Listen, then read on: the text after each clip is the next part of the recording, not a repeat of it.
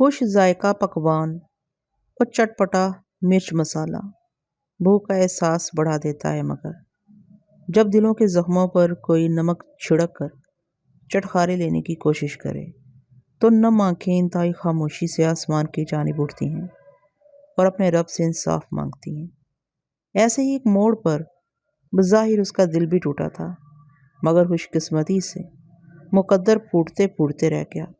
جب کوئی گہری کھائی میں گرنے سے بال بال بچ جائے تو اسے اللہ کا شکر ادا کرنا چاہیے۔ اس نے بھی بڑے نقصان سے بچنے کے لیے چھوٹا نقصان برداشت کر لیا تھا، مگر اس کے باوجود بہت کچھ کھو دیا تھا۔ عدالت کے کٹہرے میں انصاف سے معمور وکالت کی کرشمہ سازیاں۔ السلام علیکم ناظرین، آپ سب کو خوش آمدید ہے میرے اس چینل پر۔ آپ سب لوگوں سے درخواست ہے کہ میرے چینل کو جلدی سے سبسکرائب کر لیجئے، کیونکہ اسی چینل پر آپ کو ملیں گے مرزا امجد بیگ صاحب کے اور دیگر مصنفین کی بہترین تحریریں۔ آئیے آغاز کرتے ہیں آج کے کیس کا، جس کا نام ہے مرچ مسالہ۔ اس کی لاٹھی بے آواز ہے۔ جب یہ اس کے حکم سے حرکت میں آتی ہے تو دولت کے پہاڑ بے وقت ذروں میں تبدیل ہو جاتے ہیں، لیکن انسان نے کبھی اپنے ماضی سے سیکھنے کی کوشش نہیں کی۔ وہ اپنے طور پر نیا تجربہ کر کے دیکھنا چاہتا ہے۔ اسے بڑی شدت کے ساتھ یہ خوش فہمی ہوتی ہے کہ اگر پہلے کسی سے کچھ غلط ہو گیا تھا تو اب ویسا نہیں ہوگا۔ ٹھیک ہے، اب ویسا نہیں ہوتا، مگر اس سے بھی کہیں بڑھ کر برا ہو جاتا ہے۔ جن لوگوں کے پاس بے اندازہ دولت ہوتی ہے وہ ہر کام کو پیسے کی طاقت کے بل پر کرنے کے عادی ہوتے ہیں۔ اس عادت کی وجہ سے وہ غلط صحیح کی پہچان اور جائز و ناجائز کی تمیز بھول جاتے ہیں۔ پھر قانون قدرت حرکت میں آ جاتا ہے۔ اس تمہید کے بعد میں اصل واقعے کی طرف آتا ہوں۔ 11 فروری کی سپہر جو پہلا شخص میرے چیمبر میں داخل ہوا، اس پر نگاہ پڑتے ہی میرے ذہن میں فٹ بال کا تصور ابھرا۔ وہ پستہ آمد نہیں تھا، تاہم میانہ قد کے ساتھ ہی وہ اس قدر فربا تھا کہ اس کی لمبائی چوڑائی میں تمیز کرنا کوئی آسان کام نہیں تھا۔ السلام علیکم صاحب۔ اندر آ کے اس نے مجھے سلام کیا۔ میں نے اس کے سلام کا جواب دیا اور بیٹھنے کے لیے کہا۔ وہ مجھ سے مصافحہ کرنے کے بعد ان کرسیوں کی طرف بڑھ گیا جو میری میز کے سامنے وزٹرز کے لیے رکھی ہوئی تھی۔ وہ ایک کرسی کھینچ کر بیٹھ چکا تو میں نے سوالیہ انداز میں اس کی طرف دیکھتے ہوئے کہا، جی فرمائیں، میں آپ کی کیا خدمت کر سکتا ہوں؟ میرا نام امین ہے، وہ اپنا تعارف کراتے ہوئے بولا۔ میں اپنے چھوٹے بھائی کے سلسلے میں آپ سے ملنے آیا ہوں۔ میرے سامنے موجود اس فٹ بال نما امین کی عمر 45 کے قریب نظر آتی تھی۔ اس کے چہرے پر 2-3 روز کا بڑا ہوا شیو موجود تھا، اور جب وہ بولا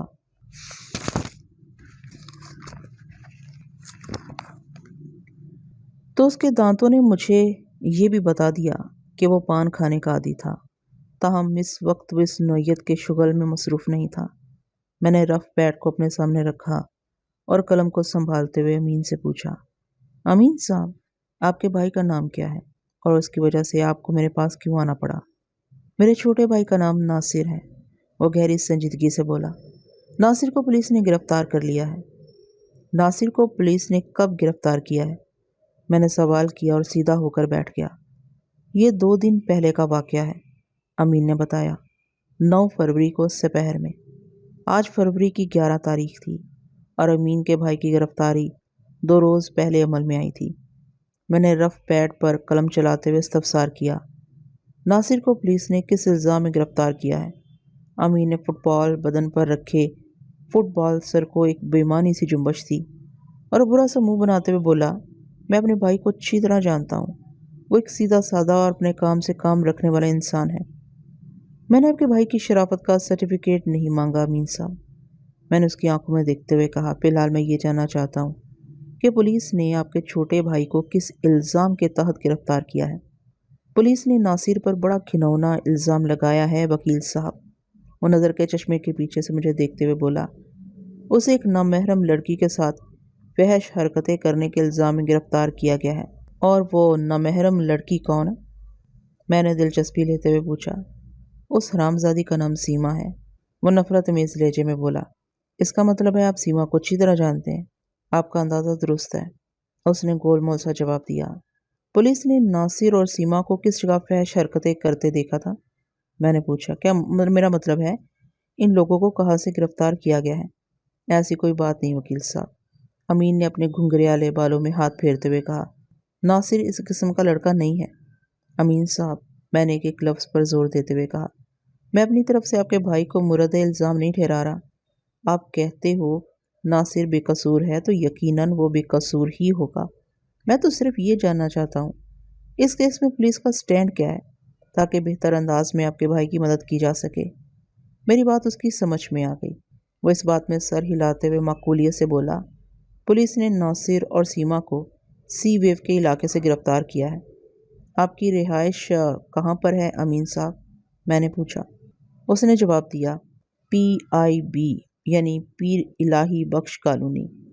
میں نے زیر لب دہرایا، پھر سوال کیا، اور سیما کہاں کی رہنے والی ہے؟ سولجر بازار، امین نے بتایا۔ نشتر پارک کے قریب سیما کے باپ کا عالیشان بنگلہ ہے۔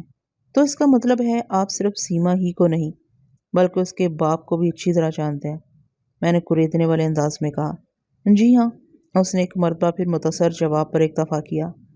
میں نے اپنے قلم کو گاہے بگاہے حرکت میں رکھتے ہوئے کہا، پولیس نے ناصر اور سیما کو سی ویو کے علاقے میں نازیبا اور فحش حرکات کرتے دیکھ کر گرفتار کیا ہے۔ اس سے ایک بات تو ثابت ہو جاتی ہے کہ یہ دونوں جائے وقوع پر موجود ضرور تھے۔ اگر تھوڑی دیر کے لیے یہ تسلیم کر لیا جائے کہ وہ دونوں کوئی بھی مخرب اخلاق حرکت نہیں کر رہے تھے، تو سوال یہ پیدا ہوتا ہے کہ وہ دونوں کس ضروری کام سے ساحل سمندر پر موجود تھے، ایک کا گھر PIB کالونی میں اور دوسرے کا نشتر پارک کے قریب۔ یہ کمبینیشن میری سمجھ میں نہیں آ رہا امین صاحب۔ میں سمجھتا ہوں میرے بھائی کو اس مصیبت میں پھنسانے کے لیے اس حرافہ سیما نے ایک سوچی سمجھی سازش سے کام لیا ہے، وہ حفقی امیز انداز میں بولا۔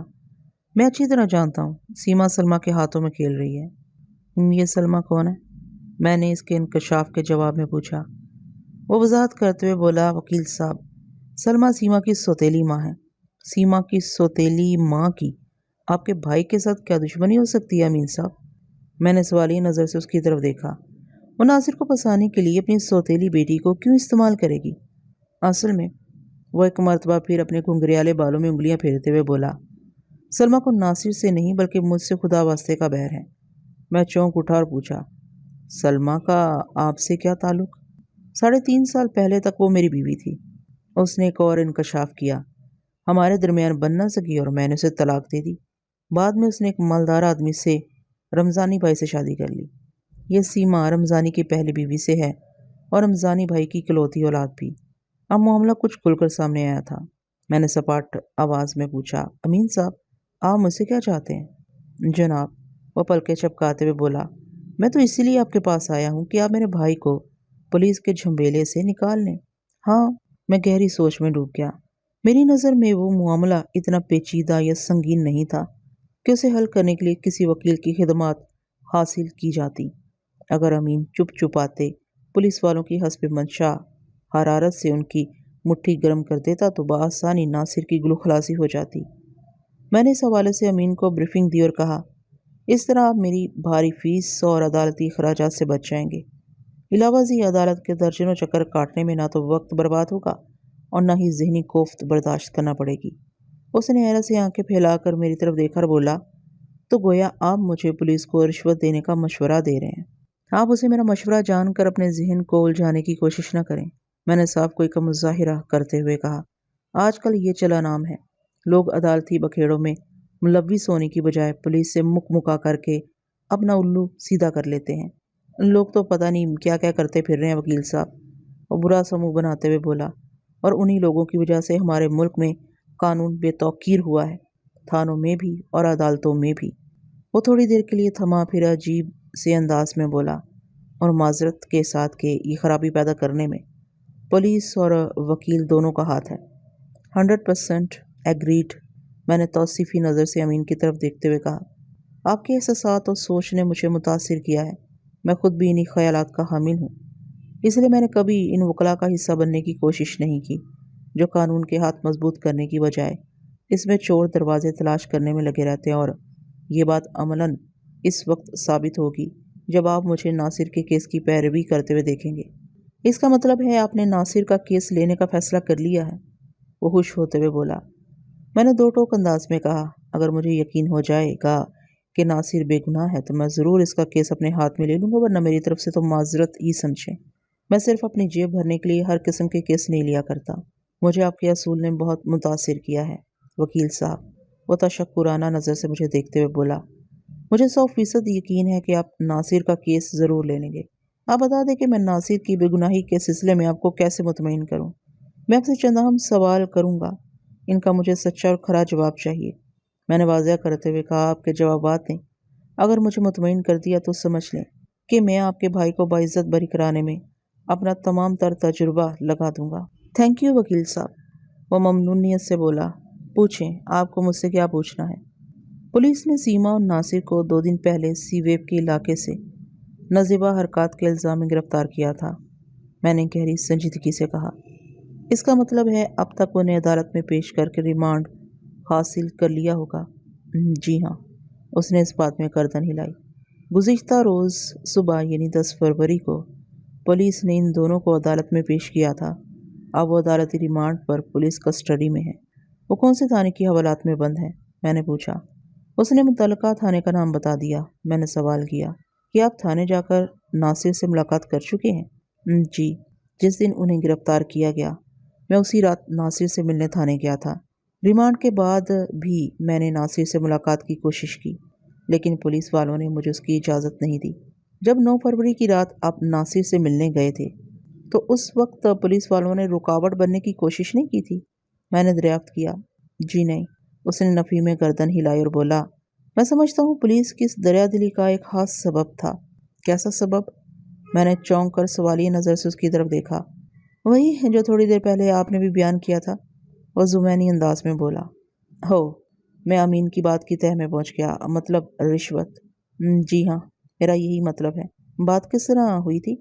میں نے دلچسپی لیتے ہوئے پوچھا۔ جب مجھے پتا چلا کہ میرے چھوٹے بھائی کو پولیس نے گرفتار کر لیا ہے تو میں بھاگا سیدھا تھانے پہنچا تھا۔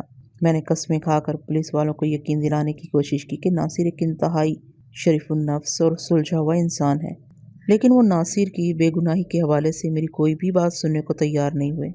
ان کا موقف یہ تھا کہ جب کوئی پکڑا جاتا ہے تو اس کے ورثاء تھانے آ کر اس کی بے گناہی کے لیے ایسے ہی شور مچاتے ہیں، اور ہم نے تو تمہارے بھائی کو رنگے ہاتھوں رنگ رلیاں مناتے ہوئے پکڑا ہے، لہٰذا ان دونوں کی بے گناہی اور گناہ گاری کا فیصلہ اب عدالت ہی میں ہوگا۔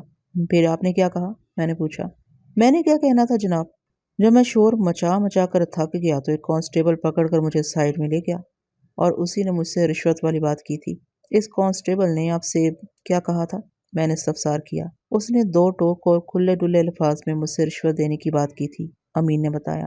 بولا اگر میں صبح ہونے سے قبل 50,000 روپے کا بندوبست کر لوں تو وہ لوگ اس کیس کو کورٹ میں نہیں لے کر جائیں گے، معاملہ یہیں پر رفع دفع کر لیا جائے گا۔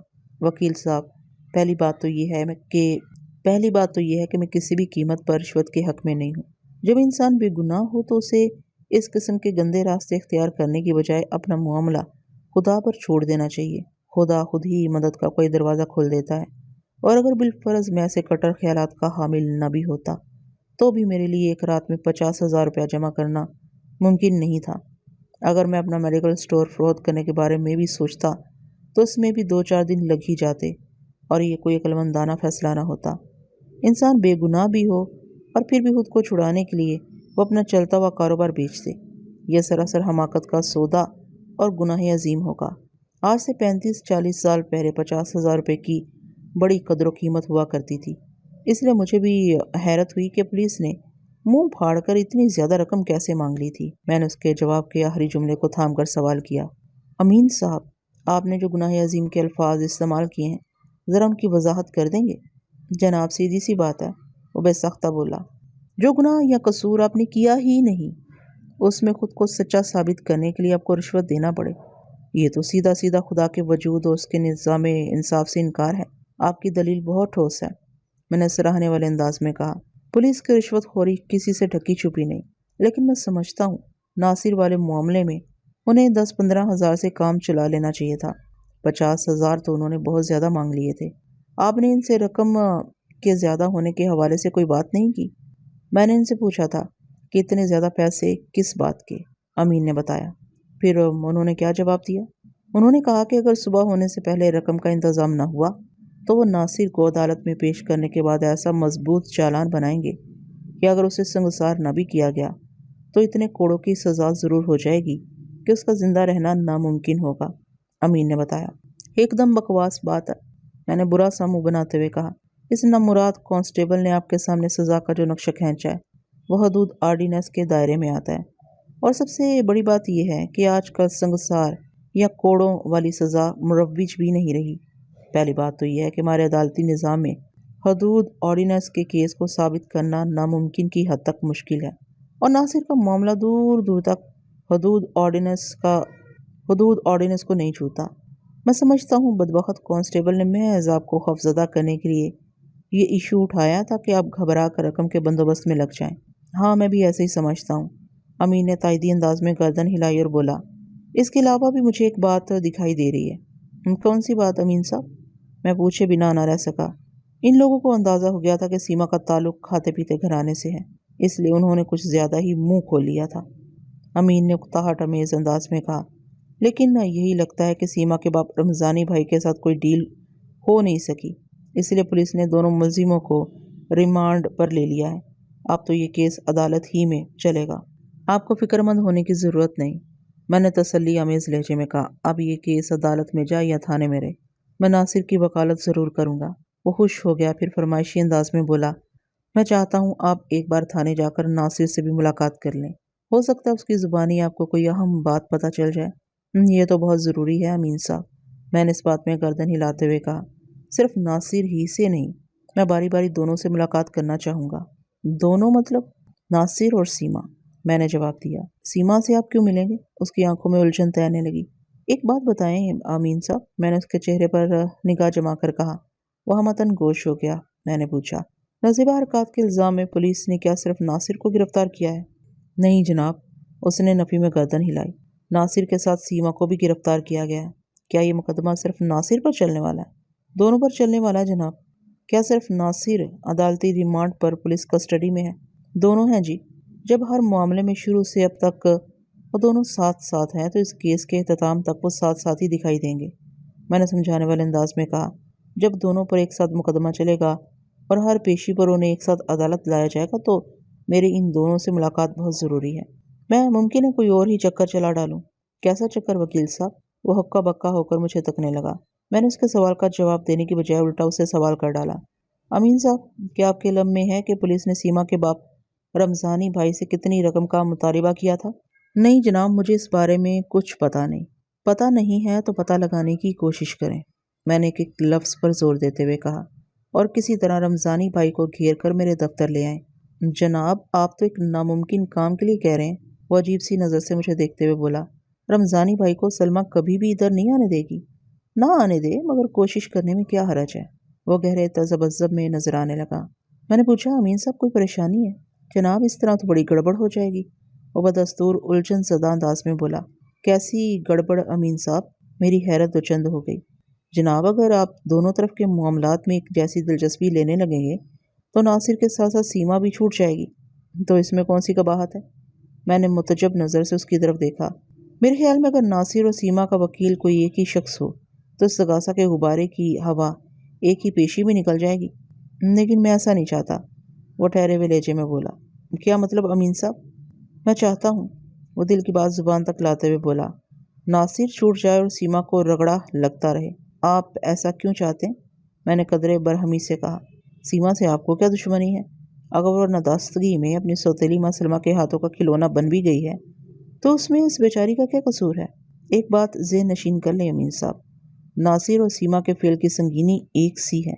اگر سزا پائیں گے تو دونوں، اور باعزت بری ہوں گے تو بھی دونوں، بلکہ اس نوعیت کے معاملات میں لوگوں بلکہ عدالت کی ہمدردیاں بھی عورت کے ساتھ ہوتی ہیں، اور عموماً یہی خیال کیا جاتا ہے کہ ساری بدماشی لڑکے کی ہوگی، وہی لڑکی کو ورگلا کر کہیں ویرانے میں لے گیا ہوگا۔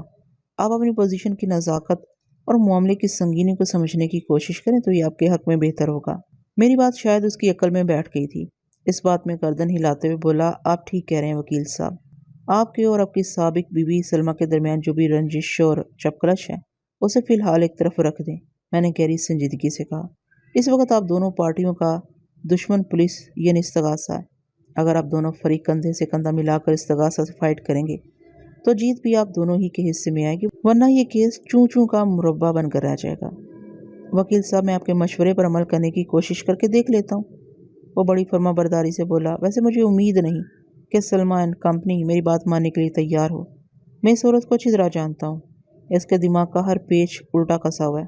آپ کو ان سے اپنی کوئی بھی بات منوانے کی کوشش نہیں کرنا امین صاحب، میں نے واضح الفاظ میں کہا۔ آپ صرف کسی بھی طرح رمضانی بھائی کو میرے پاس لے آئیں، سلمہ سے تو بات کرنے کی بھی ضرورت نہیں ہے۔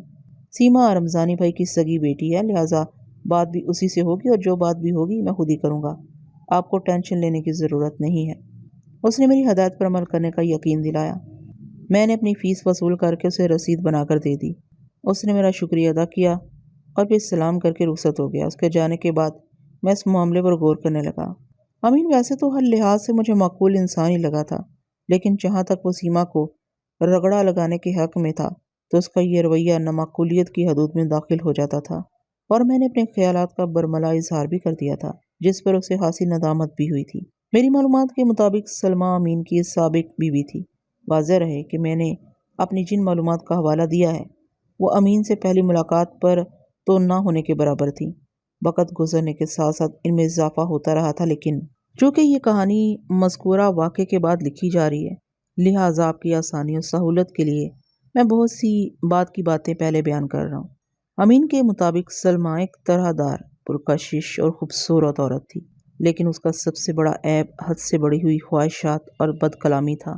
امین کی جو آمدنی تھی اس کے مطابق علاقے ہی میں اس نے رہائش اختیار کر رکھی تھی، مگر سلمہ کو شہر کے کسی پوش علاقے میں وسیع و عریض بنگلے اور چمچماتی گاڑیوں کی خواہش تھی۔ قیمتی ملبوسات، بیش بہا جیولری، گھومنا پھرنا، پارٹیاں اٹینڈ کرنا وغیرہ وغیرہ اس کے دلی شوق تھے، اور امین یہ سب کچھ مہیا نہیں کر سکتا تھا۔ 3 ہٹی کے قریب اس کا ایک چھوٹا سا میڈیکل سٹور تھا جہاں سے محدود آمدنی ہوتی تھی، اور اس محدود آمدنی میں وہ سلمہ کی خواہشات منون پوری نہیں کر سکتا تھا۔ جب طلب و رسد میں بہت بڑا تضاد یا فرق آ جائے تو جھگڑا لازمی قرار پاتا ہے، لہٰذا امین اور سلمہ میں صبح شام لڑائی ہونے لگی۔ امین سلمہ کے نت نئے مطالبات یا فرمائشوں سے اتنا زیادہ پریشان نہیں ہوتا تھا جتنا اس کی بد کلامی اور بد زبانی سے۔ سلمہ کی ساری خوبصورتی اس کے خاموش رہنے تک تھی، جیسے ہی وہ زبان کھولتی اس کی اصلیت کھل جاتی تھی۔ بہرحال ان کی گاڑی زیادہ عرصے تک نہ چل سکی اور ضد ہو کر امین نے ایک روز سلمہ کو طلاق دے دی۔ وہ جتنا عرصہ بھی ایک چھت کے نیچے رہے ان کی اولاد وجود میں نہ آ سکی۔ طلاق کے فوراً بعد امین نے سائرہ نامی ایک خاتون سے شادی کر لی تھی جس سے اس کی ایک 2 سالہ بیٹی کومل تھی۔ امین کے والدین کا انتقال ہو چکا تھا۔ امین سے چھوٹی 2 بہنیں اپنے اپنے گھروں میں خوشگوار ازدواجی زندگی گزار رہی تھیں۔ چھوٹا بھائی ناصر امین کے ساتھ ہی رہتا تھا۔ وہ گریجویشن کر رہا تھا اور پڑھائی سے جتنا بھی وقت مل جاتا وہ میڈیکل سٹور والے کام میں امین کا ہاتھ بٹاتا تھا۔ وہ عموماً شام 5 بجے کے بعد میڈیکل سٹور پر آ جاتا تھا۔ دوسری طرف سلمہ نے امین سے طلاق لینے کے بعد کچھ عرصہ آرام کیا، پھر اس نے رمضانی بھائی سے شادی کر لی۔ رمضانی کی بیوی فوزیہ 6-7 سال پہلے انتقال کر گئی تھی اور سیما اس کی اکلوتی اولاد تھی۔ جیسا کہ اوپر سنایا جا چکا ہے کہ رمضانی کا عالیشان بنگلہ نشتر پارک کے قریب واقع تھا۔ رمضانی کا طارق روڈ پر آٹو اسپیئر پارٹس کا بزنس تھا جو ٹھیک ٹھاک چلتا تھا۔ سلمہ اور رمضانی بھائی کی عمروں میں لگ بھگ 15 سال کا فرق تھا۔ رمضانی سلمہ کے معیار کا سیٹ تھا یا نہیں، بہرحال اس نے اپنی مرضی اور پسند سے رمضانی بھائی سے شادی کی تھی اور یقیناً خوش بھی ہوگی۔ میں نے اگلے روز تھانے جا کر حوالات میں ناصر و سیما سے ایک بھرپور ملاقات کر لی۔ دونوں کو حوالات کے الگ الگ کمروں میں رکھا گیا تھا۔ اس امر کا بیان ضروری نہیں کہ میں نے حوالاتیوں تک رسائی کے لیے کیا طریقہ کار اختیار کیا تھا۔ میں چونکہ اپنے ذہن میں ایک مخصوص پلان لے کر گیا تھا، لہٰذا میں نے پہلے سیما سے ملنے کا فیصلہ کیا۔ سیما کی عمر 25 کے آس پاس رہی ہوگی۔ اس نے تازہ ماسٹرز کیا تھا۔ وہ ایک قداور اور صحت مند لڑکی تھی۔ رنگت سانولی، آنکھیں موٹی، اور ان موٹی آنکھوں پر نظر کا چشمہ بھی موجود تھا۔ مجھے دیکھ کر چونکی اور سوالیہ انداز میں مجھے تکنے لگی۔ میں نے زیر لب مسکراتے ہوئے اپنا تعارف کرایا۔ میرا نام مرزا امجد بیگ ہے اور میں ایک وکیل ہوں۔ اس نے عجیب سے لہجے میں دہرایا، کیا آپ کو پاپا نے یہاں بھیجا ہے؟ سیما کی آنکھوں میں خاص نوعیت کی ہوشیاری پائی جاتی تھی۔ میں نے اسے چکر دینے کی غرض سے کہا، کیا تمہارے پاپا نے ایسا کوئی ذکر کیا تھا؟ نہیں، اس نے نفی میں گردن ہلائی۔ جبھی تو مجھے حیرت ہو رہی ہے، تم حیران ہونا چھوڑو، میں نے دوستانہ انداز میں کہا۔ مجھے کسی نے یہاں نہیں بھیجا، بس مجھے پتہ چلا ہے کہ پولیس نے تم دونوں بے گناہوں کو زبردستی ایک بیہودہ الزام کے تحت حوالات میں بند کر رکھا ہے، تو میں خبر لینے آ گیا۔ تو آپ کوئی خدائی فوجدار قسم کے وکیل ہیں؟ اس نے سوال کیا۔ ایک بات سے مجھے شدید حیرت ہوئی تھی کہ سیما ذرا بھی گھبرائی ہوئی نظر نہیں آتی تھی، ورنہ اسے جس نوعیت کے سنگین الزام میں حوالات میں رکھا گیا تھا اس کی روشنی میں اسے بےحد ہراساں اور وحشت زدہ دکھائی دینا چاہیے تھا۔ اب یا تو وہ آہنی اعصاب کی مالک تھی یا تو پھر اسے کسی اور بات سے بڑی بھرپور تسلی تھی کہ کوئی اس کا کچھ نہیں بگاڑ سکے گا۔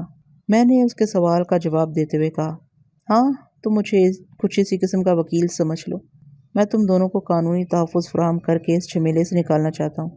مجھے بتاؤ کہ قصہ کیا ہے۔ مجھے امید تو یہی تھی کہ مدد کا سن کر وہ فوراً مجھ سے تعاون کے لیے تیار ہو جائے گی، لیکن اس نے میری توقع کے برعکس جواب دے کر مجھے حیران کر دیا۔ وکیل صاحب، وہ ٹھہرے ہوئے لہجے میں بولی، میں آپ کو نہیں جانتی، میں کسی اجنبی شخص سے اپنا معاملہ ڈسکس کرنا نہیں چاہتی۔ پہلے آپ اپنا مکمل تعارف کرائیں، پھر میں فیصلہ کروں گی کہ مجھے آپ سے کچھ شیئر کرنا چاہیے یا نہیں۔ تعلیم یافتہ تو وہ تھی ہی، لیکن اپنی باتوں سے وہ ذہین بھی ثابت ہو رہی تھی، ورنہ میں نے بعض اعلیٰ تعلیم یافتہ افراد کو بھی بڑی جہالت کی باتیں کرتے دیکھا ہے۔ میں نے زیادہ گھماؤ پھراؤ مناسب نہ سمجھا اور معتدل انداز میں کہا، میں ابھی تک تو ناصر کا وکیل ہوں، تم چاہو گی تو تمہارا وکیل بھی بن جاؤں گا۔ ناصر، اس نے ناصر کا نام لیتے ہوئے ایسا منہ بنایا جیسے کسی غلیظ اور بدبودار چیز کا ذکر کر رہی ہو۔ سوری وکیل صاحب، مجھے کسی قسم کی قانونی مدد کی ضرورت نہیں، آپ خود کو اپنے موکل تک ہی محدود رکھیں تو آپ کی نوازش ہوگی۔ یہ تم کیسے کہہ سکتی ہو کہ تمہیں قانونی مدد کی ضرورت نہیں؟ میں نے ٹٹولنے والی نظر سے اس کی طرف دیکھا۔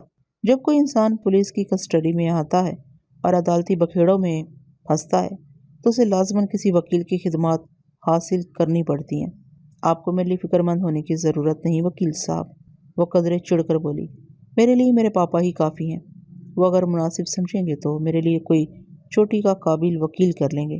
آپ جا کر اپنے موکل کو سنبھالیں۔ اس کے اعتماد کو دیکھتے ہوئے تھوڑی دیر پہلے مجھے اس پر جو شک ہوا تھا وہ اس جواب سے یقین میں بدل گیا۔ میرے لیے میرے پاپا ہی کافی ہیں تو گویا سیما کے پاپا نے آسانی سے بچ نکلنے کا کوئی راستہ تلاش کر لیا تھا۔ لگتا ہے تمہارے پاپا نے تمہاری رہائی کے لیے کوئی بندوبست کر رکھا ہے، میں نے اس کی آنکھوں میں دیکھتے ہوئے سوال کیا۔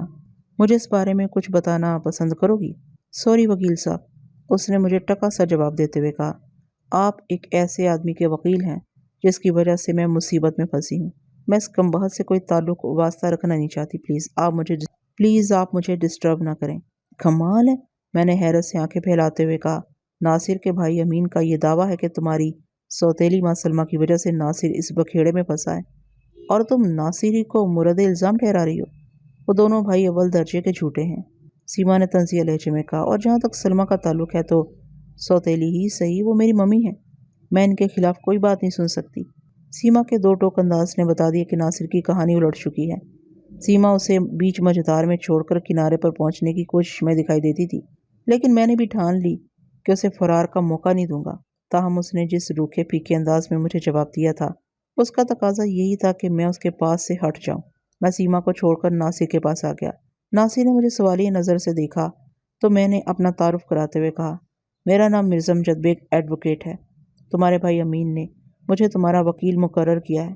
میں تمہیں اس مصیبت سے نجات دلاؤں گا جس میں اس وقت تم گرفتار ہو، لیکن اس کے لیے میری ایک شرط ہے۔ اس نے چونک کر مجھے دیکھ کر پوچھا، کیسی شرط وکیل صاحب؟ یہ شرط کہ میں تم سے جو بھی سوال کروں تم اس کا سیدھا اور سچا جواب دو گے، میں نے ٹھوس لہجے میں کہا۔ اگر مجھے تمہارے بیان پر کسی غلط بیانی کا گمان ہوا تو میں تمہاری وکالت سے ہاتھ کھینچ لوں گا۔ جناب، آپ تو میرے لیے نجات دہندہ ہونے والے ہیں، وہ عقیدت بھری نظر سے مجھے دیکھتے ہوئے بولا۔ میں آپ سے جھوٹ بولنے کا تصور بھی نہیں کر سکتا۔ ٹھیک ہے، باتیں بعد میں، پہلے ایک ضروری کام۔ بات ختم کرتے ہی میں نے اپنا بریف کیس کھول لیا۔ ناصر غیر یقینی نظر سے مجھے دیکھنے لگا، جیسے اسے تذبذب ہو کہ میں بریف کیس کے اندر سے پتہ نہیں کون سی اہم چیز نکالنے والا ہوں۔ ناصر کی عمر 20 کے آس پاس تھی، وہ اپنے بھائی کا ریورس تھا، یعنی امین کے مقابلے میں۔ وہ پستہ قامت اور انتہائی دبلا پتلا بلکہ منخنی سا تھا۔ اس کو دیکھ کر نہیں لگتا تھا کہ وہ کسی لڑکی سے عشق پہ چاہ لڑا رہا ہوگا۔ میں نے جلدی جلدی ناصر کی درخواست ضمانت اپنے وکالت نامے اپنے وکالت نامے اور چند دیگر کاغذات پر ناصر کے دستخط لیے، پھر ان ضروری دستاویزات کو دوبارہ بریف کیس میں رکھنے کے بعد ناصر کی جانب متوجہ ہو گیا۔ ہاں بھائی ناصر، میں نے بڑے دوستانہ انداز میں اسے مخاطب کرتے ہوئے کہا، یہ کیا سلسلہ ہے جوان؟ مرے تھے جن کے لیے وہ رہے وضو کرتے، بلکہ جن پہ تکیہ تھا وہی پتے ہوا دینے لگے۔ اس نے چونک کر مجھے دیکھا اور فوراً ہی بات کی تہہ میں پہنچ گیا۔ جلدی سے بولا، وکیل صاحب، آپ کا اشارہ سیما کی طرف ہے نا؟ ویسے یہ ہے کہ محدود صحت پر میں نے اسے جو جوان کہہ دیا تھا، اس سے وہ اچھا خاصا خوش ہو گیا تھا۔ وہ اس نوعیت کے خطابات سننے کو ترس کیا ہوگا۔ میں نے بڑی بے تکلفی سے کہا، تمہارا اندازہ بالکل درست ہے ناصر۔ میں تمہارے پاس آنے سے پہلے سیما سے 2-4 باتیں کر کے آیا ہوں۔ سمجھو پیار محبت تو دور کی بات، وہ تو تمہیں پہچاننے سے بھی انکاری ہے۔ بس جناب ایسی ہی بات ہے، وہ افسردہ سے لہجے میں بولا۔ میں نے بھی اس کے رویے میں کچھ ایسی ہی بات محسوس کی ہے۔ اس بات کا مجھے یقین تھا کہ تھوڑی دیر پہلے میں نے سیما سے جو گفتگو کی تھی وہ ناصر نے سنی ہوگی۔ اس کا سبب دونوں کے حوالاتی کمروں کے مابین پایا جانے والا فاصلہ اور زاویہ تھا۔ وہ نہ تو ایک دوسرے کو دیکھ سکتے تھے اور نہ ہی ایک دوسرے کی باتیں سن سکتے تھے۔ میں نے ناصر کی زبان کو روا کرنے کے لیے ایک جذباتی وار کیا۔ یار ناصر، مجھے تو لگتا ہے تمہاری محبت میں زیادہ دم نہیں تھا، ورنہ لڑکی نے اتنی آسانی سے کیسے پٹری بدل ڈالی؟ میری محبت میں کوئی کمی نہیں تھی وکیل صاحب، میرا تیر نشانے پر لگا تھا۔ ناصر جذبات میں آ گیا تھا۔ وہی کم ظرف اور بے وفا نکلی۔ تھانے پہنچنے تک سب ٹھیک تھا، یہاں آ کر اس نے نظر پھیر لی ہے۔ ایک بات میری سمجھ میں نہیں آئی ناصر، میں اسے دوستانہ انداز میں اس لیے مخاطب کر رہا تھا کہ وہ مجھ پر زیادہ اعتماد کرنے لگے۔ تمہارے بھائی کا کہنا ہے کہ سیما کی سوتیلی ماں سلمہ نے ایک گہری سازش کے تحت سیما کو تمہارے قریب کیا اور پھر پولیس کی مٹھی گرم کر کے تمہیں اس مصیبت میں پھنسا دیا۔ تم کیا کہتے ہو؟ میں امین بھائی کی بات سے اتفاق کرتا ہوں، وہ اس بات میں گردن ہلاتے ہوئے بولا، اور سیما کے حالیہ رویے نے یہ بات ثابت بھی کر دی ہے۔ ہم ایک جیسے الزام میں گرفتار ہو کر ایک ساتھ تھانے پہنچے تھے، پھر عدالت میں بھی ایک ساتھ پیش ہوئے، لیکن یہاں دوبارہ آنے کے بعد وہ بالکل ہی بدل گئی ہے، اور میں سمجھتا ہوں اس میں سلمہ ہی کی کوئی چال چھپی ہوئی ہے۔ اور سیما کا دعویٰ ہے کہ تمہارے بھائی امین نے کسی گہری سازش کے تحت اسے اس حال کو پہنچایا ہے۔ میں نے اس کی آنکھوں میں دیکھتے ہوئے کہا، تم دونوں بھائی اول درجے کے جھوٹے دغاباز ہو۔ کیسا دھوکہ؟ میں نے سوالیہ نظر سے اس کی طرف دیکھا۔ یہی دھوکہ، وہ وضاحت کرتے ہوئے بولا کہ میں سمجھ رہا تھا کہ میری محبت کے جواب میں سیما بھی مجھ سے محبت کرتی ہے، لیکن حالات اور وقت نے آج ثابت کر دیا ہے کہ اس کی محبت کھوکھلی بلکہ ایک سوچے سمجھے ڈرامے سے زیادہ نہیں تھی۔ وہ مجھے اس مصیبت میں ڈالنے کے لیے قدم قدم آگے بڑھ رہی تھی۔ میں امین بھائی کی بات سے پوری طرح متفق ہوں کہ یہ سارا ناٹک سلمہ نامی اس عورت کے اشارے پر رچایا گیا ہے۔ وہ میری بھابھی ہوا کرتی تھی، میں جانتا ہوں۔ سلمہ ایک فتنہ پرور اور مغلوب الغضب عورت ہے۔ وہ جب تک ہمارے گھر میں رہی اس نے امین بھائی کی زندگی کو عذاب بنائے رکھا تھا۔ میں نے بڑے تحمل سے اس کے دکھی دل کی فریاد سنی اور اس کے خاموش ہونے پر ایک نہایت ہی اہم اور سنجیدہ سوال کیا۔ ناصر، یہ بتاؤ، سیما کے ساتھ تمہارا یہ محبت کا معاملہ کب سے چل رہا تھا؟ جناب، وہ کڑوے لہجے میں بولا، یہ پوچھیں کہ سیما مجھے کب سے الو بنانے میں لگی ہوئی تھی۔ ایک ہی بات ہے، یہ ایک ہی تصویر کے دو رخ ہیں۔ میں نے گہری سنجیدگی سے کہا، تم میرے سوال کا جواب دو۔ یہی کوئی 6-7 ماہ ہوئے تھے ہمیں ملتے ہوئے، ناصر نے بتایا۔ کیا تمہیں یہ بات پتا تھی کہ سیما اس شخص کی بیٹی ہے جس نے تمہاری سابق بھابھی سلمہ سے شادی کی ہے؟ جی نہیں، شروع میں مجھے یہ بات معلوم نہیں تھی، اس نے جواب دیا۔ چند روز پہلے ہی مجھ پر یہ انکشاف ہوا تھا۔ اس انکشاف کا تم پر کیا رد عمل ہوا تھا؟ میں نے پوچھا۔ ابتدائی رد عمل کے طور پر میرے ذہن کو ایک جھٹکا تو لگا تھا، وہ صاف کوئی کا مظاہرہ کرتے ہوئے بولا، لیکن پھر میں فوراً ہی سنبھل گیا تھا۔ میں نے اس بات کو زیادہ اہمیت نہیں دی تھی۔ میرے لیے اطمینان اور سکون کا پہلو یہ تھا کہ سیما مجھے دل و جان سے چاہتی تھی۔ مجھے اس کی محبت کے سامنے کسی بات کی پرواہ نہیں تھی۔ یہ محبت ریت کی ایک دیوار سے زیادہ کچھ بھی ثابت نہ ہو سکی۔ میں نے ہمدردی بھرے لہجے میں کہا، میں تمہاری موجودہ دلی حالت اور ذہنی کیفیت کو اچھی طرح سمجھ سکتا ہوں ناصر۔ اس نے تشکر آمیز نظر سے میری طرف دیکھا، پھر شکستہ سے انداز میں بولا، اب ان باتوں کو یاد کرنے کا کوئی فائدہ نہیں ہے وکیل صاحب۔ ایک بات سچ سچ بتاؤ ناصر، میں نے اس کی آنکھوں میں دیکھتے ہوئے کہا، کیا تم دونوں 9 فروری کی صبح سی ویو کے علاقے میں فحش حرکتیں کر رہے تھے؟ بالکل نہیں جناب، وہ بڑی شدت سے نفی میں گردن ہلاتے ہوئے بولا، ہم دونوں تو سمندر کے کنارے بیٹھے بس باتیں کر رہے تھے۔ میری بائک بھی قریب ہی کھڑی تھی، ہم ایک دوسرے میں مگن تھے کہ اچانک تو پولیس والے ہمارے سر پر پہنچ گئے۔ اس سے پہلے کہ ہم اپنی صفائی میں کچھ کہتے، انہوں نے ہمیں گرفتار کر لیا۔ ہم پہلے بھی 3-4 بار سی ویو آ چکے تھے، لیکن اس قسم کا واقعہ کبھی پیش نہیں آیا تھا۔ تم لوگ سی ویو کے علاوہ اور کہاں کہاں ملتے رہے پچھلے 6-7 مہینوں میں نے بدستور اس کی آنکھوں میں دیکھتے ہوئے کہا۔ کبھی ہم سی ویو کی طرف نکل جاتے، کبھی قائد اعظم کے مزار پر جا کر بیٹھ جاتے تھے۔ اس نے بڑی سادگی سے جواب دیا۔ کبھی کبھار صدر کے کسی ہوٹل میں بھی ملاقات ہو جاتی ہے۔ ویسے زیادہ تر ہماری کوشش یہی ہوتی تھی کہ کسی ایسی جگہ پر جائیں جہاں ہمارے دیکھ لیے جانے کا امکان نہ ہو۔ ویسے پاس بائک ہے، لہٰذا آمد و رفت کا کوئی مسئلہ ہی نہیں تھا۔ کیا تم دونوں کے بیچ یہ میل ملاقاتیں سوکھی چل رہی تھیں یا؟ میں نے دانستہ جملہ دھورا چھوڑا تو وہ بے ساختہ بولا، اور کیا مطلب جناب؟ مطلب یہ ہے کہ تم لوگ آپس میں تحفے تحائف کا تبادلہ بھی کیا کرتے تھے؟ جی ہاں، یہ سلسلہ تو چلتا ہی رہتا تھا، وہ سرسری انداز میں بولا۔ کبھی میں نے اسے پرفیوم یا کوئی میک اپ کا آئٹم دے دیا، اور کبھی اس نے مجھے کوئی شرٹ دلا دی یا کوئی اچھا سا فاؤنٹین پین۔ اور کیا روایتی عاشقوں کی طرح ہاتھوں کتابت بھی ہوا کرتی تھی؟ جی ہاں ہوتی تھی، اس نے جواب دیا۔ تم سیما کے خطوط تو بڑی محبت اور حفاظت سے سنبھال کر رکھتے ہوگے؟ میں نے پوچھا۔ جی ہاں، اس کا اپنا ہی ایک الگ مزہ ہے، مگر وہ کچھ بولتے بولتے رک گیا۔ میں سمجھ گیا کہ ان لمحات میں وہ سیما کے حوالے سے کیا سوچ رہا ہوگا۔ میں نے اس کے دکھتے دل کے تاروں کو چھیڑنے کی کوشش نہیں کی اور ایک بہت ہی سود مند سوال کیا۔ سیما کے چند خطوط تو اب بھی تمہارے پاس گھر میں محفوظ رکھے ہوں گے؟ جی ہاں، 2-3 ہیں، اس نے جواب دیا۔ میں نے اسے پوچھ لیا کہ مذکورہ لو لیٹرز گھر میں کہاں رکھے تھے۔ اس نے مطلوبہ مقام کی درست نشاندہی کر دی۔ میں نے مزید 2-4 اہم سوالات کے بعد اس کا انٹرویو ختم کر دیا اور تسلی آمیز لہجے میں کہا، ناصر، مجھے یقین ہو گیا ہے کہ تم بے گناہ ہو۔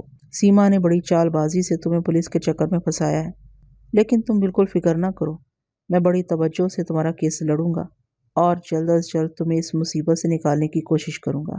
ریمانڈ کی مدت پوری ہونے کے بعد پولیس نے اس کیس کا چالان عدالت میں پیش کر دیا۔ میں جس بات کی توقع کر رہا تھا وہ پوری ہو کر رہی۔ اب میری سمجھ میں آ گیا کہ عدالت میں سیما اتنی زیادہ پر اعتماد اور نڈر کیوں نظر آتی تھی۔ اسے 100% یقین تھا کہ اس کے پاپا اس کی بچت کی کوئی محفوظ راہ ضرور ڈھونڈ نکالیں گے، اور رمضانی بھائی نے اپنی اکلوتی دختر نیک اختر کے لیے ایک سیف پیسج تلاش کر لیا تھا جو استغاثہ کی رپورٹ یعنی چالان کی صورت میں نظر آ رہا تھا۔ مجھے یہ سمجھنے میں ذرا سی بھی دقت محسوس نہیں ہوئی کہ رمضانی بھائی نے ایک تگڑی رقم خرچ کر کے پولیس کی مدد سے ایک ایسا چالان تیار کرایا تھا جس میں سیما معصوم اور ناصر بدمعاش دکھائی دیتا تھا۔ اس نے بڑے شاطرانہ انداز میں سیما کو اس کیس میں سے اس طرح باہر نکال لیا تھا جیسے مکھن میں سے بال کو کھینچ کر باہر نکالا جاتا ہے۔ پولیس نے سراسر سیما کی حمایت اور ناصر کی مخالفت میں چالان پیش کیا تھا۔ عدالتی کارروائی کا آغاز ہوا تو میں نے ناصر کی درخواست ضمانت کے ساتھ اپنا وکالت نامہ دائر کر دیا۔ میں نے عدالت میں قدم رکھنے سے پہلے اس کیس کے حوالے سے مکمل تیاری کر لی تھی۔ یہ کیس ایک مجسٹریٹ کی عدالت میں لگا تھا اور چالان ہی سے اندازہ ہو گیا تھا کہ سرکاری وکیل سیما کو بے گناہ اور ناصر کو قصوروار ٹھہرانے کے لیے زور مارے گا۔ مجسٹریٹ نے سوالیہ نظر سے میری طرف دیکھا تو میں نے اپنے موکل ناصر کی ضمانت کے حق میں دلائل دیتے ہوئے کہا، یو آنر، میرا موکل اس معاشرے کا ایک امن پسند اور باکردار شہری ہے۔ اس بیچارے کو ایک گہری سازش کے تحت اس کیس میں پھنسایا جا رہا ہے، لہٰذا معزز عدالت سے میری درخواست ہے کہ ملزم کو ضمانت پر رہا کرنے کے احکام صادر کیے جائیں۔ میرے خاموش ہونے پر وکیل استغاثہ نے تنزیہ نظر سے ایکیوزڈ باکس میں کھڑے میرے موکل ناصر کی طرف دیکھا اور استہزائی انداز میں بولا، باکردار شہری؟ سبحان اللہ! ملزم اتنا امن پسند اور باکردار شہری ہے کہ یہ ایک لڑکی کو برگلا کر سی ویو جیسے الگ تھلگ مقام پر لے گیا اور بڑی دیدہ دلیری سے اس کے ساتھ چھیڑ چھاڑ کرنے لگا۔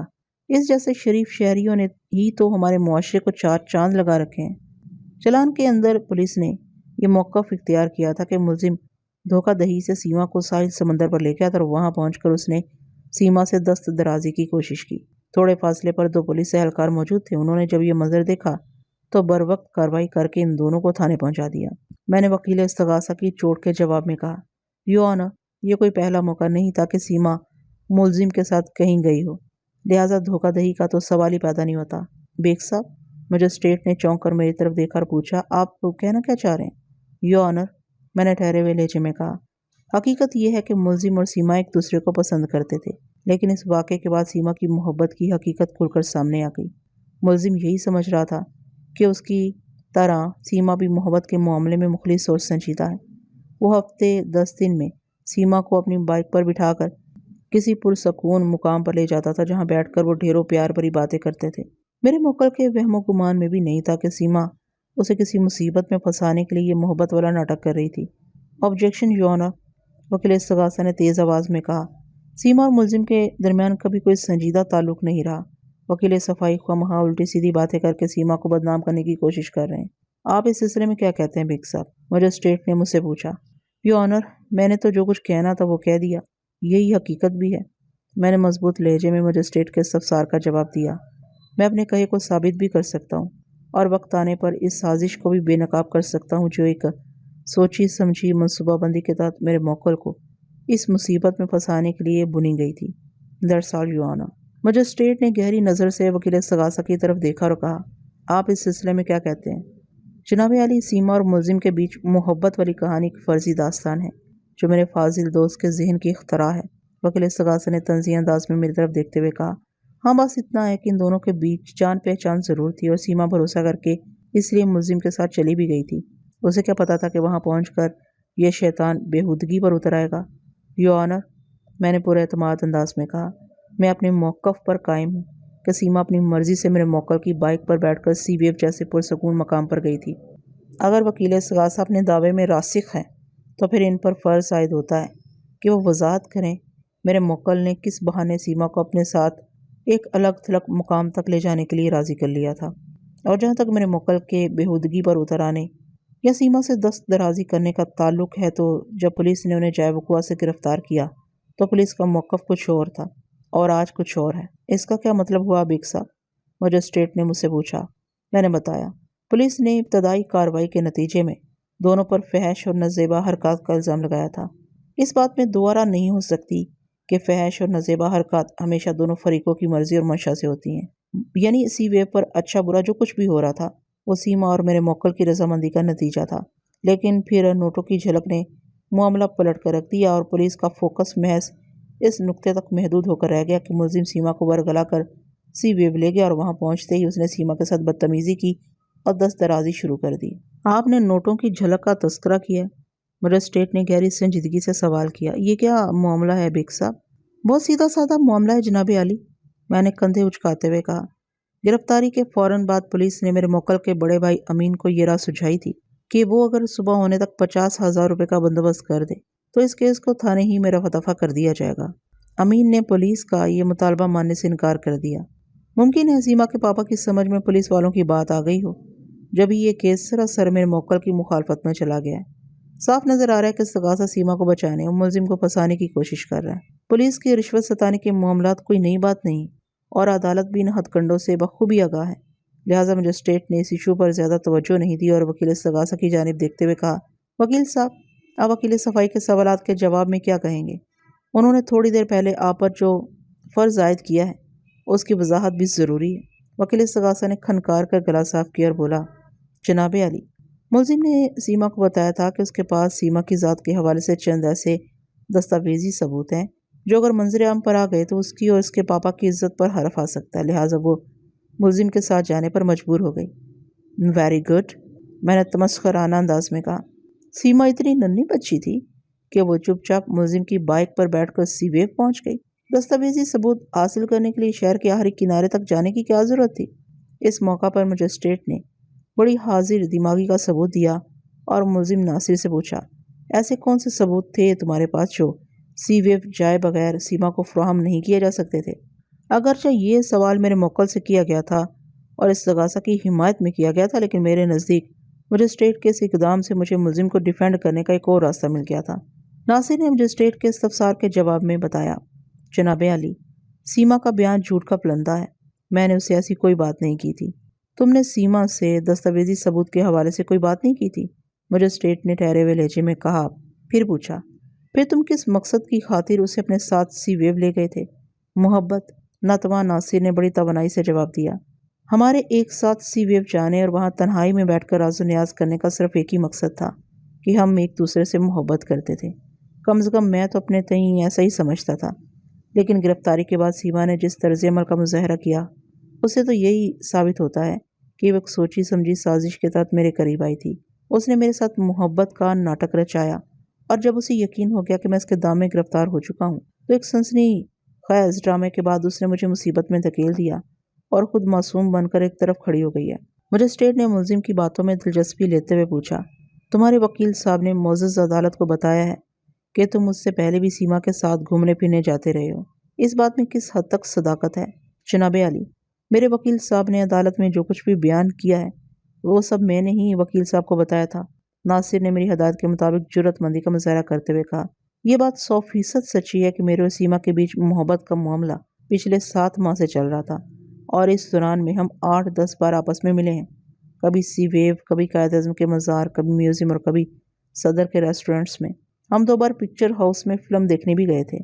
یو آنر، میں نے اس موقع پر مداخلت ضروری جانی۔ سیما اس وقت عدالت کے کمرے میں موجود ہے۔ اگر معزز عدالت کی اجازت ہو تو میں سیما سے چند سوالات کرنا چاہتا ہوں۔ اس سے دودھ کا دودھ اور پانی کا پانی الگ ہو جائے گا۔ اجازت نہ دینے کی کوئی وجہ نہیں تھی، لہٰذا مجسٹریٹ نے فراغ دلی سے کہا، بیگ صاحب، آپ سیما سے سوال کر سکتے ہیں۔ میں سیما والے کٹہرے کے نزدیک پہنچ گیا۔ آج اس کیس کی پہلی پیشی تھی، لیکن یہ معاملہ کچھ اس انداز میں پھیلتا جا رہا تھا کہ مجھے یوں محسوس ہونے لگا تھا آج ہی اس کیس کا فیصلہ بھی ہو جائے گا۔ عدالت کا مقررہ وقت ختم ہونے میں بھی کافی دیر تھی، اور میری کوشش تھی کہ عدالت برخاست ہونے سے پہلے میں اس کیس کے دھارے کو ایسے موڑ پر لے آؤں کہ اگر کیس کا فیصلہ نہ بھی ہو تو کم سے کم میرے موکل کی ضمانت ضرور ہو جائے۔ میں نے سیما کی آنکھوں میں دیکھتے ہوئے سوال کیا، سیما جی، کیا یہ بات درست ہے کہ آپ کے اور ناصر کے درمیان پچھلے 7 ماہ سے عشق و محبت کا معاملہ چل رہا تھا؟ بالکل غلط، اس نے بڑے مضبوط انداز میں تردید کرتے ہوئے کہا، اس بکواس کی کوئی حقیقت نہیں۔ اور کیا یہ بھی غلط ہے کہ آپ ناصر کی بائک پر بیٹھ کر دور دراز کے پرسکون مقامات پر ملاقاتیں کرتی رہی ہیں؟ میں نے آہستہ آہستہ اسے اپنے جال میں پھانسنے کی کوشش کرتے ہوئے پوچھا۔ ہاں، یہ بات بھی سراسر غلط ہے، اس نے بڑے وثوق سے جواب دیا۔ یہ ساری جھوٹی کہانی ناصر نے مجھے بدنام کرنے کے لیے گھڑی ہے، تو گویا آپ دونوں کے بیچ پیار محبت کا کوئی سلسلہ تھا ہی نہیں۔ جی ہاں، یہی حقیقت ہے، اس نے جواب دیا۔ کیا سی وے والے واقعے سے پہلے بھی آپ کی کبھی ناصر سے ملاقات ہوئی تھی؟ میں نے اپنے نادیدہ جال کو آہستہ آہستہ سمیٹتے ہوئے کہا، بس ایک آدھ بار۔ مطلب آپ ناصر کو جانتی تو تھی نا؟ جی ہاں، جانتی تھی۔ آپ کو یہ بات معلوم تھی کہ ناصر کسی زمانے میں آپ کی سوتیلی ممی سلمہ کا دیور رہا تھا؟ میں نے اسے پکا کرنے کی غرض سے سوال کیا۔ جی ہاں، یہ بات میرے علم میں تھی، اس نے جواب دیا، جب ہی میں اس دغاباز کے ساتھ سی ویو تک چلی بھی گئی تھی، کیونکہ اس نے جن دستاویزی ثبوت کا ذکر کیا تھا وہ میری سوتیلی ممی سلمہ کی پچھلی زندگی سے تعلق رکھتے تھے۔ اچھا ہوا آپ نے خود ہی ذکر کر دیا، ورنہ میں آپ سے اگلا سوال یہی کرنے والا تھا۔ میں نے بڑی رسان سے کہا، پھر پوچھا کہ آپ معزز عدالت کو یہ بتانا پسند کریں گی کہ ناصر کے پاس آپ کی سوتیلی ممی کے حوالے سے کون سے دستاویزی ثبوت تھے جن کے منظر عام پر آ جانے سے آپ کی اور آپ کے پاپا کی عزت پر خرف آ سکتا تھا؟ میں ان کے بارے میں ضرور عدالت کو بتاتی اگر وہ مجھے حاصل ہو جاتے تو۔ اس نے طنزیہ انداز میں ناصر کی طرف دیکھتے ہوئے مجھے بتایا۔ کیا مطلب؟ میں نے چونک کر اس کی طرف دیکھا۔ ناصر نے آپ کو وہ دستاویزی ثبوت فراہم نہیں کیے تھے؟ وہ تو اس کا ایک بہانہ تھا، سیما نے چپتے ہوئے انداز میں کہا۔ سی وے پہنچنے کے بعد جب میں نے اس سے وہ دستاویزی ثبوت مانگے تو اس کی آنکھوں میں شیطانی چمک ابھر آئی، اور میری بات کا جواب دینے کی بجائے اس نے مجھ سے بدتمیزی شروع کر دی۔ وہ تو میری خوش قسمتی رہی کہ وہاں قریبی پولیس والے موجود تھے، انہوں نے اس کے بےہودہ حرکات دیکھ لی اور موقع پر پہنچ کر ہم دونوں کو گرفتار کر لیا۔ ویری گڈ، میں نے افسوسناک انداز میں گردن ہلائی۔ اگر واقعی ایسا ہوا تھا تو میں یہی کہوں گا کہ بہت برا ہوا۔ میں بڑی سے بڑی قسم کھانے کو تیار ہوں وکیل صاحب، وہ اصراری لہجے میں بولی۔ میں نے جو بیان کیا ہے بالکل ویسے ہی ہوا تھا، قسم کھانے کی ضرورت نہیں، میں نے ٹھہرے ہوئے لہجے میں کہا۔ میں نے آنکھیں بند کر کے آپ کی بات کا یقین کر لیا، پر بھی لازم ہے کہ آنکھیں اور دماغ کھول کر میرے آخری چند سوالات کے ٹھیک ٹھیک جواب دے دیں۔ جی پوچھیں، مزید کیا پوچھنا چاہتے ہیں آپ؟ وہ بڑے اعتماد سے بولی۔ میں نے پوچھا، کیا یہ درست ہے کہ آپ نے حال ہی میں ماسٹرز کیا ہے؟ جی ہاں، یہ بات درست ہے، اس نے اس بات میں گردن ہلائی۔ آپ نے کون سے سبجیکٹ میں ماسٹرز کیا ہے؟ ایجوکیشن میں۔ گویا آپ اردو لکھنا پڑھنا بخوبی جانتی ہیں۔ یہ بھی بھلا کوئی پوچھنے والی بات ہے؟ وہ حیرت سے آنکھیں پھیلاتے ہوئے بولی۔ میں اردو لکھنا پڑھنا ہی نہیں بلکہ بولنا بھی جانتی ہوں۔ بول تو ماشاءاللہ آپ ٹھیک ٹھاک رہی ہیں، میں نے ستائشی نظر سے اس کی طرف دیکھتے ہوئے کہا، لیکن لکھنے پڑھنے کے معاملے میں وثوق سے کچھ نہیں کہہ سکتا۔ کیا آپ اس سلسلے میں معزز عدالت کو کوئی مصدقہ ثبوت فراہم کر سکتی ہیں؟ یہ کیسا مذاق ہے جناب عالی؟ وکیل استغاثہ نے احتجاجی لہجے میں کہا۔ جس شخص نے ماسٹرز کر رکھا ہے وہ بھلا اردو لکھنا پڑھنا اور بولنا کیسے نہیں جانتا ہوگا؟ میرے فاضل دوست فضول قسم کی باتوں میں پڑھ کر عدالت کا कीमती वक्त बर्बाद करें, इन्हें ऐसे ताख़ीरी हरबों से रोका जाए।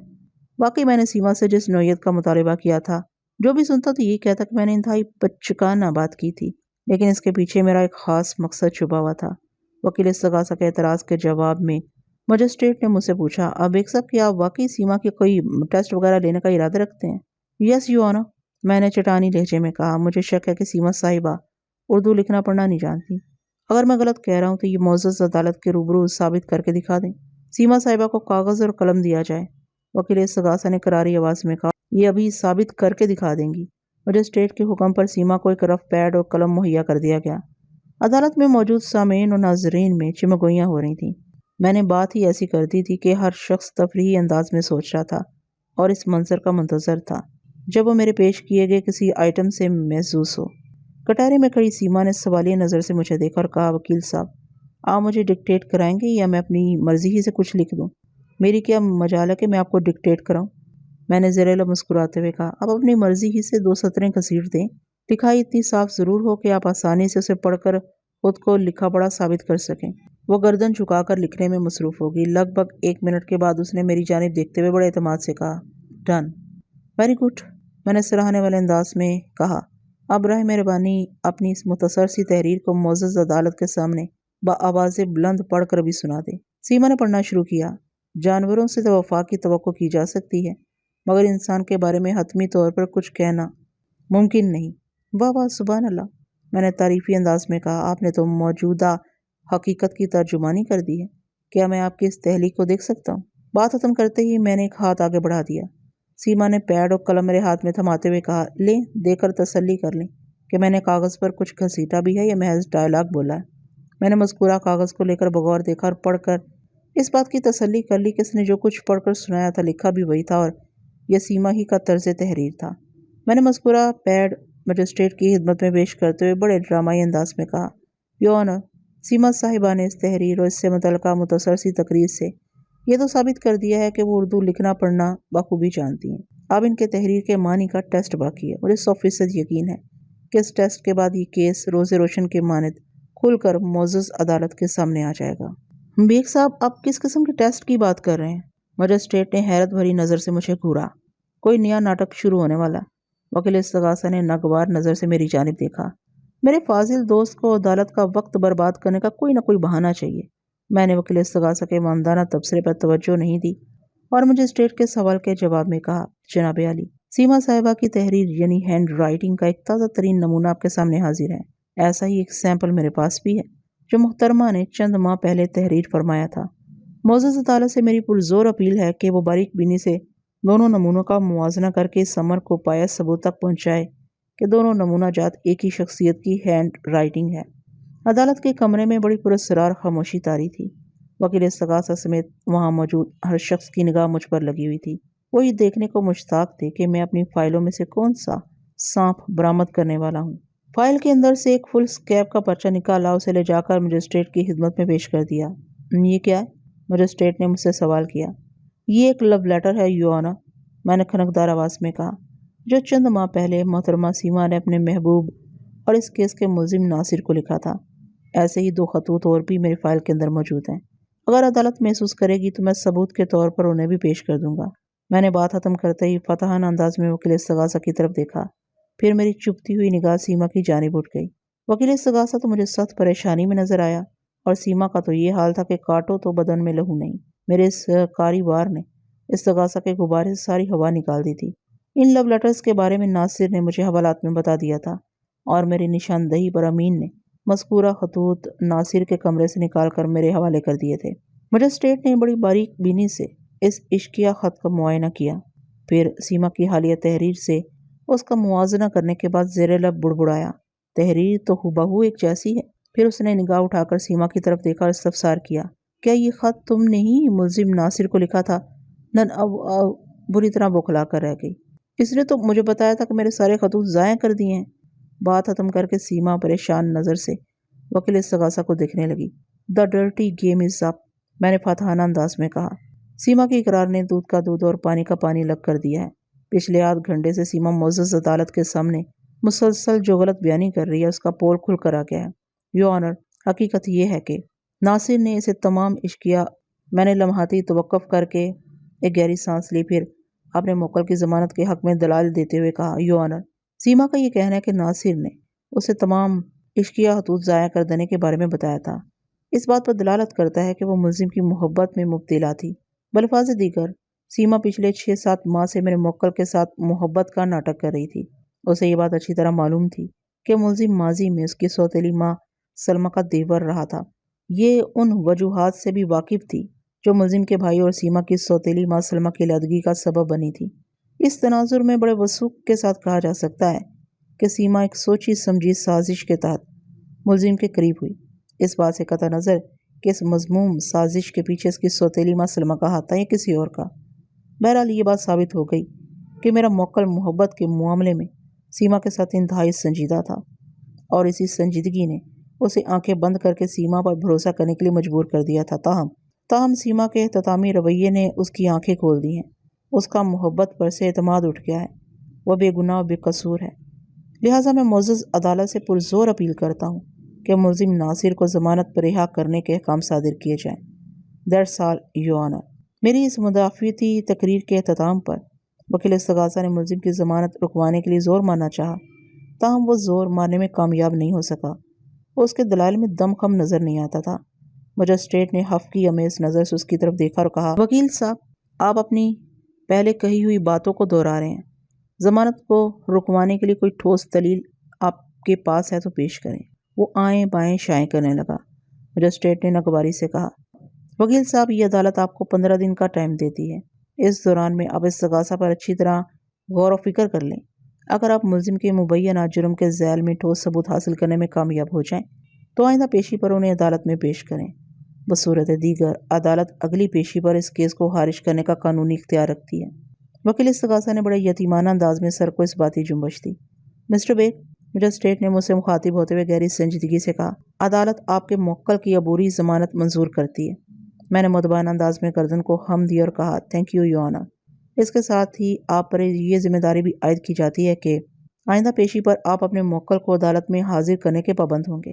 میں اپنے فرائض و ذمہ داری کا پورا خیال رکھوں گا جناب عالی، میں نے فرما برداری سے کہا۔ انشاءاللہ اس سلسلے میں معزز عدالت کو شکایت کا موقع نہیں دوں گا۔ مجسٹریٹ نے 15 روز بعد کی تاریخ دے کر عدالت برخاست کرنے کا اعلان کر دیا۔ The court is ایڈجرنڈ۔ مجسٹریٹ نے آئندہ پیشی کے لیے 15 دن بعد کی تاریخ دی تھی، اور میں سمجھتا ہوں کہ یہ ایک انتمام حجت تھا، ورنہ اصولی طور پر تو پہلی ہی پیشی پر اس کیس کا فیصلہ ہو گیا تھا۔ میں نے جس ڈرامائی انداز میں سیما کے جھوٹ کا پول کھولا تھا، اسے اس کی اصلیت عدالت کی نظر میں واضح ہو گئی تھی۔ اس کے ساتھ ہی یہ حقیقت بھی منکشف ہو گئی تھی کہ سیما نے کسی خاص مقصد کی خاطر ناصر کے ساتھ پیار و محبت کا کھیل کھیلا تھا، اور اس سازشانہ کھیل کے اختتام پر وہ مقصد بھی واضح ہو گیا تھا۔ ناصر اگر سیما کو سی ویو لے گیا تھا، یا اس سے پہلے وہ اسے قائد اعظم کے مزار، عجائب گھر یا دیگر مقامات پر گھمانے پھرانے لے جاتا رہا تھا، تو وہ اس میں حق بجانب تھا۔ اس کی نیت میں کوئی فتور یا کھوٹ نہیں تھا، کیونکہ وہ یہی سمجھتا تھا کہ سیما اس سے محبت کرتی ہے۔ عدالت نے پچھلی پیشی پر ناصر کے علاوہ سیما کو بھی ضمانت پر رہا کر دیا تھا۔ عدالت کا منشا یہی تھا کہ آئندہ پیشی سے پہلے فریقین باہمی افہام و تفہیم سے اس مسئلے کو کورٹ کے باہر ہی حل کر لیں، جسے سادہ زبان میں راضی نامہ کہا جاتا ہے۔ مجھے اس کیس کے سلسلے میں مزید کسی نوعیت کی کوئی تیاری نہیں کرنا تھی۔ میں اپنی دانست میں یہ کیس جیت چکا تھا، اور مجھے پوری امید تھی کہ آئندہ پیشی پر استغاثہ میرے موکل کے خلاف کسی قسم کا کوئی مواد مہیا نہیں کر سکے گا، لہٰذا 15 روز کے بعد تو اس کیس کو لامحلہ خارج ہونا ہی تھا۔ تاہم پھر بھی میں نے امین کو ہدایت کر دی تھی کہ اگر مخالف پارٹی اسے رابطہ کرنے کی کوشش کرے تو وہ اسے گھیر کر میرے پاس لے آئے۔ جب 2 روز گزرنے کے بعد بھی امین میرے پاس نہیں آیا تو میں یہی سمجھا کہ رمضانی بھائی اینڈ کمپنی نے اس سے رابطے کی ضرورت محسوس نہیں کی ہوگی۔ اسے رابطے کی ضرورت محسوس نہیں کی ہوگی۔ میں بھی اپنے معمول کے کاموں میں مصروف ہو گیا۔ یہ تیسرے روز کا واقعہ ہے۔ میرے سیکرٹری نے مجھے بتایا کہ کوئی مسز نرگس مجھ سے ملنے آئی ہیں۔ میں نے پوچھا، کیا مسز نرگس کا اپوائنٹمنٹ تھا؟ نو سر، سیکرٹری نے جواب دیا۔ وزٹرز کی کیا پوزیشن ہے؟ ابھی آخری کلائنٹ آپ سے مل کر گیا ہے۔ تو پھر ٹھیک ہے، میں نے گہری سانس خارج کرتے ہوئے کہا، مسز نرگس کو میرے پاس بھیج دو۔ تھوڑی دیر کے بعد نرگس نامی وہ عورت میرے سامنے بیٹھی تھی۔ نرگس کی عمر کا اندازہ میں نے 35 و 40 کے درمیان قائم کیا۔ وہ خوبصورت بدن کی مالک ایک جاذب نظر اور پرکشش عورت تھی، جس نے بوائے کٹ بال رکھے ہوئے تھے۔ اپنے پہناوے اور زیورات سے وہ کسی کھاتے پیتے گھرانے کی خاتون نظر آتی تھی۔ رسمی لیکسلا کے بعد میں نے کہا، جی نرگس صاحبہ، میں آپ کی کیا خدمت کر سکتا ہوں؟ بات چیت کے آغاز سے قبل میں 2 اہم کام کرنا چاہوں گی۔ وہ میری آنکھوں میں دیکھتے ہوئے بڑے اعتماد سے بولی۔ کون سے 2 اہم کام؟ میں سیدھا ہو کر بیٹھ گیا۔ نمبر 1، میں آپ کی تعریف کرنا چاہوں گی، وہ بڑی لگاوٹ سے بولی، اور نمبر 2، مجھے آپ سے ایک معذرت کرنا ہے۔ میں آپ کی بات بالکل سمجھ نہیں پایا ہوں مسز نرگس، میں نے الجھن زدہ لہجے میں کہا۔ کیسی تعریف اور کون سی معذرت؟ آپ بڑے زبردست وکیل ہیں، وہ میری تعریف کرتے ہوئے بولی۔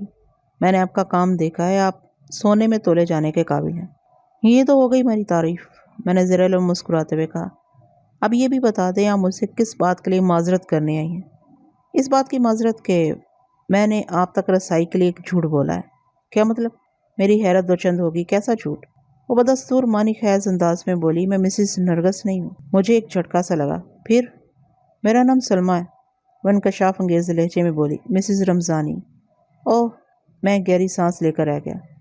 اگر میں آپ کی سیکرٹری سے اپنا درست تعارف کرا دیتی تو مجھے خدشہ تھا آپ مجھ سے ملنے سے انکار کر دیں گے۔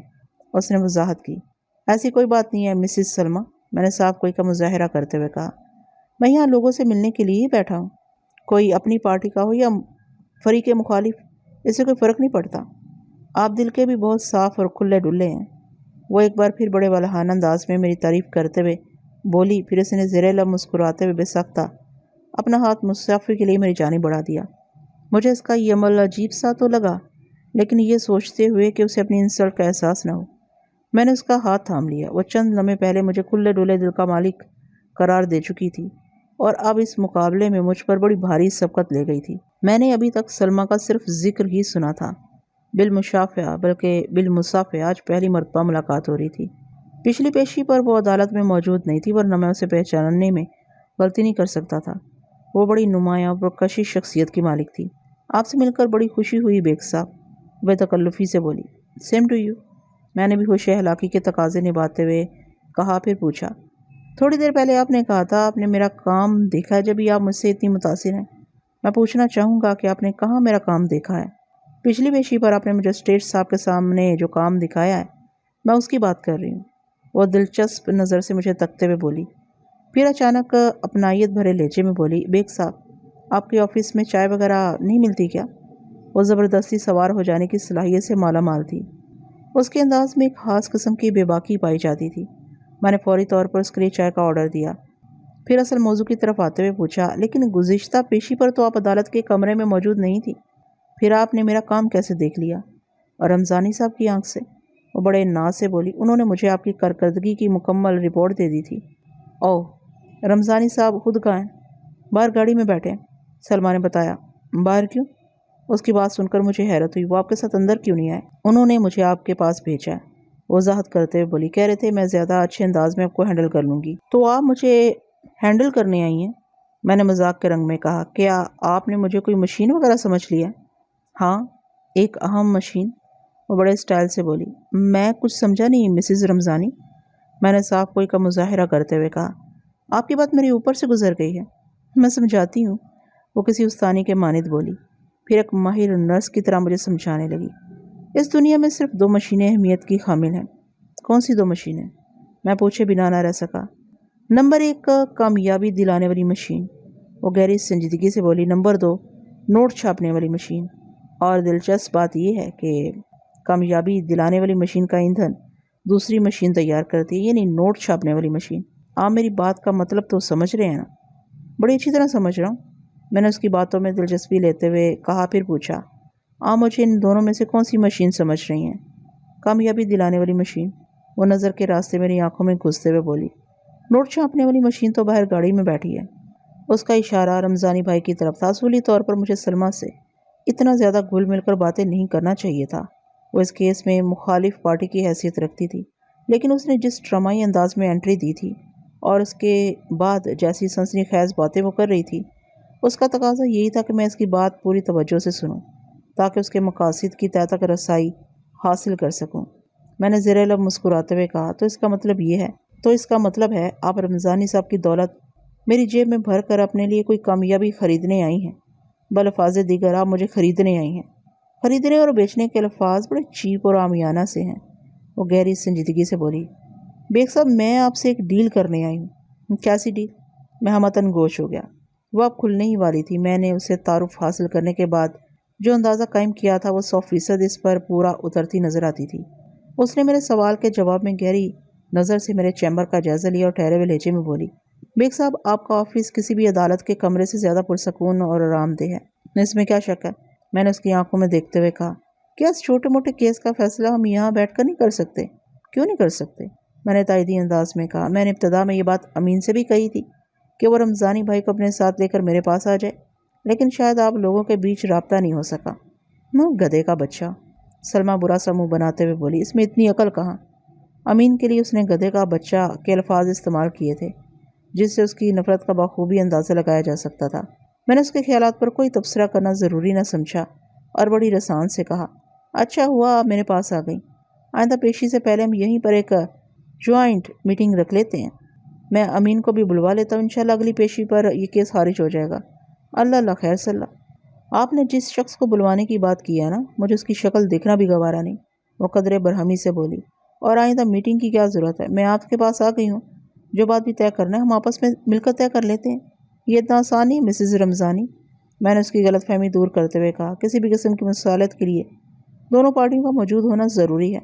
مصالحت کا لفظ آپ نے بہت اچھا استعمال کیا بیگ صاحب، وہ اپنے پیور لیدر بیگ کو سہلاتے ہوئے بولی، لیکن اس کے لیے امین کی موجودگی ضروری نہیں، یہ مصالحت ہم دونوں کے بیچ بھی تو ہو سکتی ہے۔ کیا مطلب؟ میں نے چونک کر اس کی طرف دیکھا۔ مطلب یہ کہ آپ اس کیس کو میری مرضی کے مطابق ٹوسٹ دیں، وہ اپنی بات کی وضاحت کرتے ہوئے بولی، اور میں آپ کی مرضی کے مطابق چیک لکھ دیتی ہوں۔ بات ختم کرتے ہی مسز سلمہ نے اپنے قیمتی ہینڈ بیگ میں سے چیک بک اور پین برآمد کر لیا۔ مجھے اس کا یہ انداز سخت ناگوار گزرا۔ وہ سیدھا اپنی دولت کے بل پر مجھے خریدنے کا ارادہ رکھتی تھی۔ امین کے لیے اس کے دل و دماغ میں موجود نفرت مجھ سے ڈھکی چھپی نہیں تھی۔ یقیناً وہ مجھے کوئی تگڑی رقم آفر کر کے امین کو کسی چکر میں پھنسانے کا ارادہ رکھتی تھی، لیکن ظاہر ہے میں کوئی بکاؤ مال نہیں تھا، تاہم میں نے اس کھیل میں ڈراپ سین تک اس کے ساتھ جانے کا فیصلہ کیا۔ چیک بک تو بیگ میں سے باہر آ ہی گئی تھی، یہ دیکھنا بھی ضروری تھا کہ بلی تھیلے میں سے کب باہر آتی ہے۔ میں سمجھا نہیں۔ اس کی بات کے جواب میں نے کہا، آپ کون سے ٹوسٹ کی بات کر رہی ہیں؟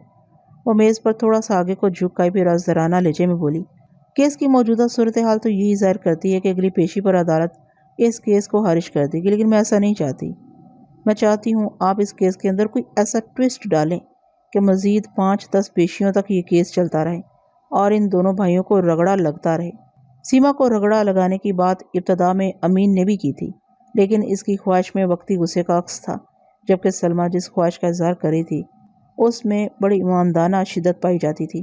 میں نے چوہے بلی کا کھیل جاری رکھتے ہوئے گہری سنجیدگی سے کہا، میں اگرچہ آپ کی مخالف پارٹی کا وکیل ہوں، اصولی طور پر مجھے آپ کے ساتھ کوئی معاملہ نہیں کرنا چاہیے، لیکن آپ کی پیشکش کو نظر انداز کرنا بھی عقل مندی نہیں ہوگی، اور آپ ایک عقل مند وکیل ہیں۔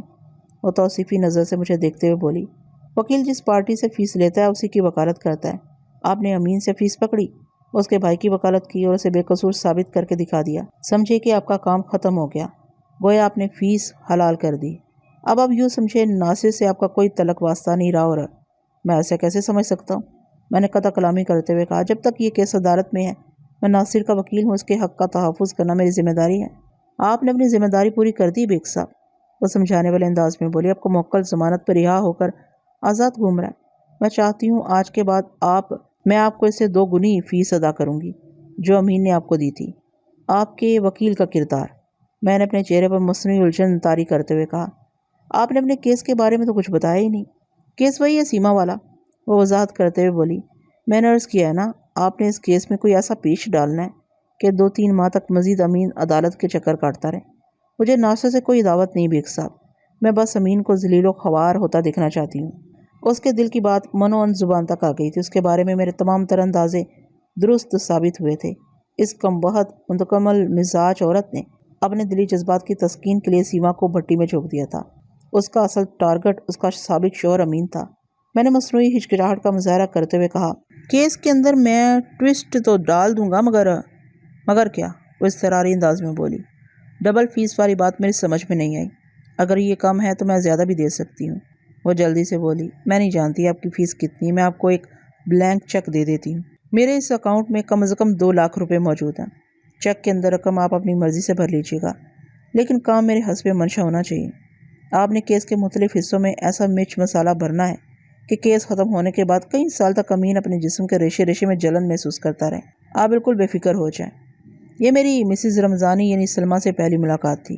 مجھے یہ تسلیم کرنے میں کوئی عار محسوس نہیں ہو رہا کہ اس عورت کے پاس دولت حسن بھی تھی اور دولت دنیا بھی، اور اس نے مجھے اپنا ہمنوا بنانے کے لیے یہ دونوں دولتیں خرچ کرنے میں کسی بخل سے کام نہیں لیا تھا۔ منظر اسی عدالت کا تھا اور مجسٹریٹ کرسی انصاف پر پورے تمتمراق کے ساتھ براجمان تھا۔ جب تمام متعلقہ افراد حاضر ہو چکے تو عدالتی کارروائی کا آغاز ہوا۔ مجسٹریٹ نے حاضرین پر ایک کچٹتی سی نگاہ ڈالی، پھر وکیل استغاثہ کی جانب دیکھتے ہوئے پوچھا، وکیل صاحب، اب پچھلے 15 دن میں ملزم ناصر کے خلاف کوئی ٹھوس ثبوت حاصل کرنے میں کامیاب ہو گئے ہوں تو اسے عدالت میں پیش کیا جائے۔ میں جانتا تھا 15 دن کیا، اگر اس کام کے لیے استغاثہ کو 15 ماہ کا وقت بھی دیا جاتا تو وہ ناکام ہی رہتا۔ وکیل استغاثہ نے بڑے بھونڈے انداز میں گزری باتوں کو دہرانے کی کوشش شروع کی ہی تھی کہ مجسٹریٹ نے اسے ابتدائی مرحلے پر ہی روک دیا اور قدرے درشت لہجے میں کہا، اگر آپ نے پچھلی باتوں کو دہرا کر عدالت کا وقت ہی خراب کرنا ہے تو پھر عدالت اس کیس کو خارج کرنے پر مجبور ہو جائے گی۔ جناب عالی، وکیل استغاثہ نے کمزور سی آواز میں کہا، اگر معزز عدالت مزید 10 دن کی مہلت دے تو ملزم کے خلاف ٹھوس شواہد حاصل کرنے کی بھرپور کوشش کی جا سکتی ہے۔ گزشتہ 15 دن میں آپ کی کارگزاری کیا رہی؟ مجسٹریٹ نے سرزنش کرنے والے انداز میں کہا۔ اس سے پہلے ریمانڈ کے سلسلے میں بھی عدالت نے 1 ہفتے کی مہلت دی تھی۔ جب ان 25 دنوں میں ملزم کے خلاف ایسی کوئی بھی جارحانہ بات سامنے نہیں لائی جا سکی جس پر عدالت کی کارروائی کو آگے بڑھایا جا سکے تو مزید 10 دن میں کیا ہو جائے گا؟ جناب عالی، وہ مؤدبانہ انداز میں بولا، پولیس کو بعض معاملات کی چھان بین کے لیے مناسب وقت درکار ہوتا ہے۔ میری معزز عدالت سے التماس ہے کہ اس کیس کو ڈسمس کرنے میں عجلت سے کام نہ لیا جائے۔ عجلت؟ مجسٹریٹ نے حیرت بھری نظر سے وکیل استغاثہ کی طرف دیکھا۔ آپ اسے عجلت کا نام دے رہے ہیں؟ معزز عدالت نے پچھلی پیشی پر آپ کو 15 دن کی مہلت محض اس لیے دی تھی کہ انصاف کے تقاضے پورے ہونے میں کوئی کمی باقی نہ رہ جائے، لیکن آپ اپنی کوشش میں بری طرح ناکام ہو چکے ہیں۔ مجسٹریٹ کی ان سچی اور کھری باتوں کے جواب میں وکیل استغاثہ کے پاس کہنے کے لیے کچھ بھی نہیں تھا اور وہ خاموشی اختیار کرنے پر مجبور ہو گیا۔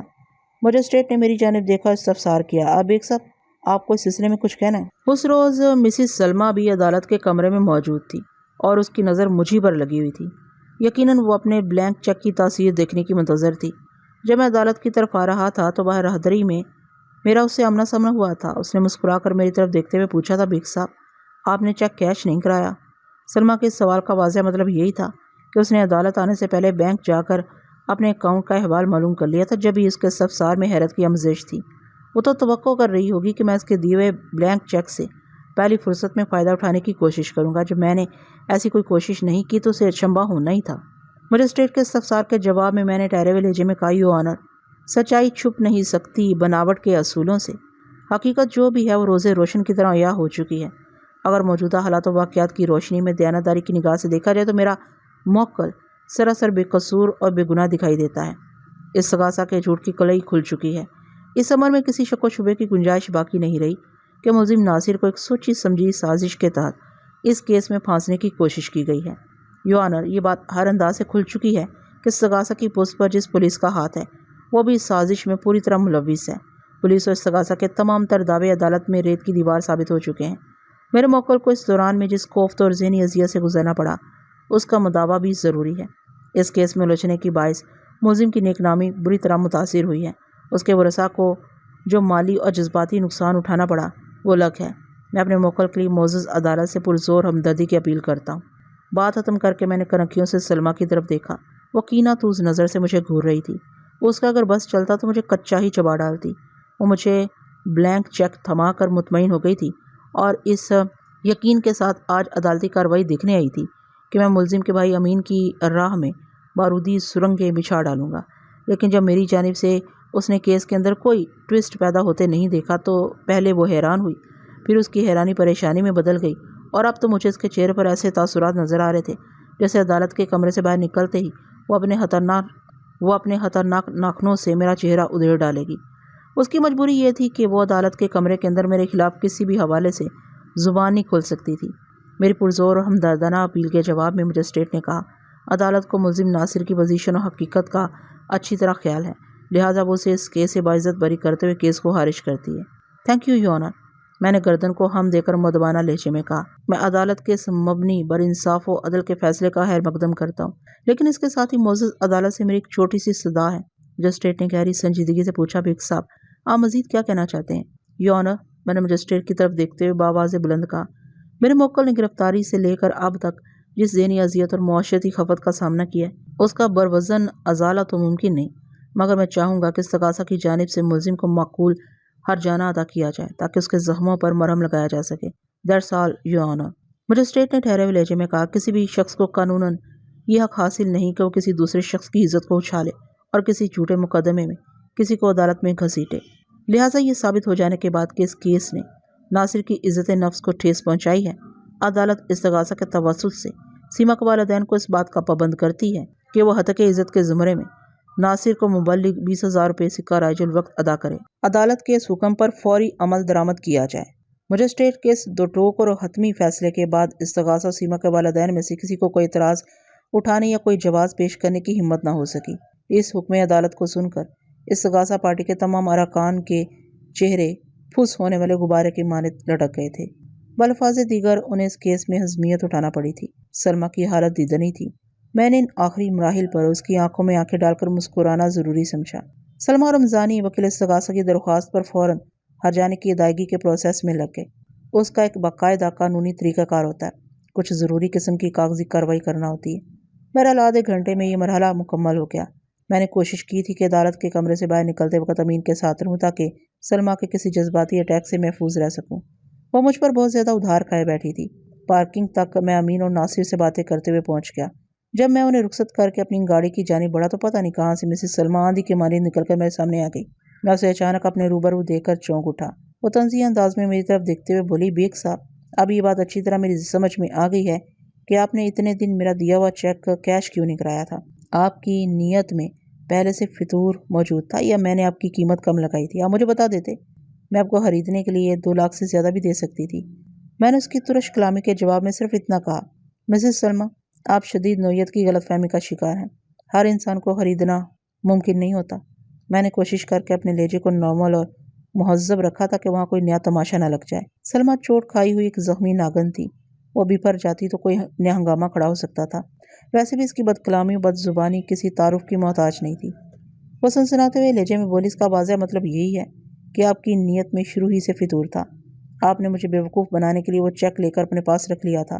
آپ بار بار چیک کا ذکر کر رہی ہیں تو اتنا بتا دوں، میں نے معتدل انداز میں کہا، آپ کا دیا ہوا وہ بلینک چیک جو کا تو میری میز کی دراز میں رکھا ہے، کبھی سٹی کوڈ آنا ہو تو میرے آفس کا ایک چکر لگا لیجیے گا، آپ کا چیک میں واپس کر دوں گا۔